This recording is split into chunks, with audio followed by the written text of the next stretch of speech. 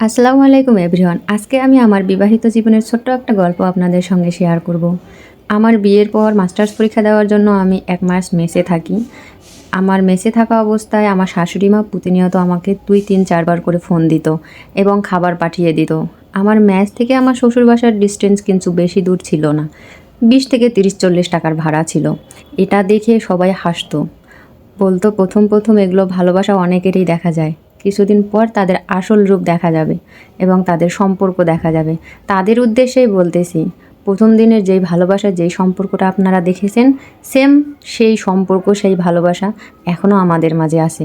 আপনারা দোয়া করবেন আমরা যেন সারা জীবন এভাবেই থাকতে পারি। ও হ্যাঁ, গিফটের কথা তো ভুলেই গেছি। এই সুন্দর গিফটগুলো করেছে আমার শাশুড়ি মা আমার বিবাহবার্ষিকী উপলক্ষে। সবাইরে উদ্দেশ্যে বলতে চাই, সবসময় মাথায় একটা কথাই রাখবেন, অন্যের বুদ্ধি, অন্যের পরামর্শ আর অন্যের কথা মতো কখনোই চলবেন না। কারণ অন্যরা কিন্তু আপনার কখনো ভালো চায় না। এমন খারাপ বুদ্ধি আর প্যাঁচ লাগাই দিবে যাতে শ্বশুর বাসায় আপনার সম্পর্ক খারাপ হয়। তাই নিজের মাথায় নিজের বুদ্ধি খাটিয়ে কাজ করবেন। ধন্যবাদ।